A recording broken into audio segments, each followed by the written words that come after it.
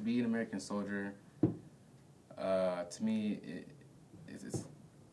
some could call it a burden. Even it's like a lot of weight on your shoulders. You know, you have to hold yourself in a high regard. You know, in a nice fashion. You know, you don't want to give a poor image of your country, basically. You know, when we go overseas, we're also ambassadors. People look at us to see how Americans are. You know, you don't give off, you know, a bad vibe. So, you know, we're monsters. We're like, you know, let them know Americans are good people. I was a military police, MP 31 Bravo. We learned attention to detail. Like, you know, we learned about you know, detainees, you know, weapons of all sorts. So many things. I guess the camaraderie, I guess, would be like the best experience. I mean, there's nothing like a battle buddy. Like, you guys are literally like this. I mean, there's no bond. Like, even blood is thicker than that bond. Because when you guys are just out on the battlefield, you guys are the only two separating from life or death. Is the guy right next to you, until you know that feeling. You know, that bond is tested every day in the military. You know, you want to be able to trust the guy next to you. You can't trust him, you know, doing little things. You don't want to trust him downrange with a live weapon. You know, you test it every day. Was there ever a time when you were in the military where you felt like your life was endangered or somebody else's, and somebody had to intervene to save a life?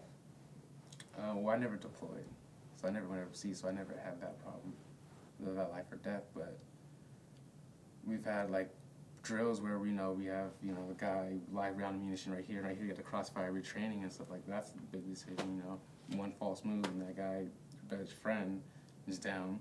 These uniforms right here, these are the same uniforms that people, hundreds of thousands, or a lot of people have died in.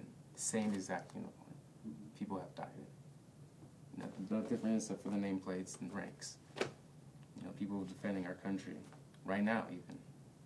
You know, at all times, people are over there doing their things so we can live this regular life. Do you have a favorite story about being in the military? Something? I do, actually. Right. We were on a ruck march. Maybe it was about 45 privates were on a ruck march. Maybe it's been about 7 miles out. We drink a lot of water in the military, hydration formation. My battle buddy was like, "Hey, you know, we gotta go to the bathroom." I was like, "Oh, then go, man." Like, we came around the ruck march, like, dude, just turn around and just go. He's like, "Oh, I can't do that." About 30 minutes later, he's like, "All right, I'm doing it." So this guy just really walks backwards in the middle of a ruck march, like a long formation, and just rips his thing out and just starts peeing on everybody. He's walking backwards. He's like, "I don't care, I gotta go." And that was the funniest thing I've ever seen. With everything you do, you make mistakes. You know, you have, I want to call them regrets, but you do things that you know you shouldn't have done. And that's happened to me in the military, you know, but live and learn.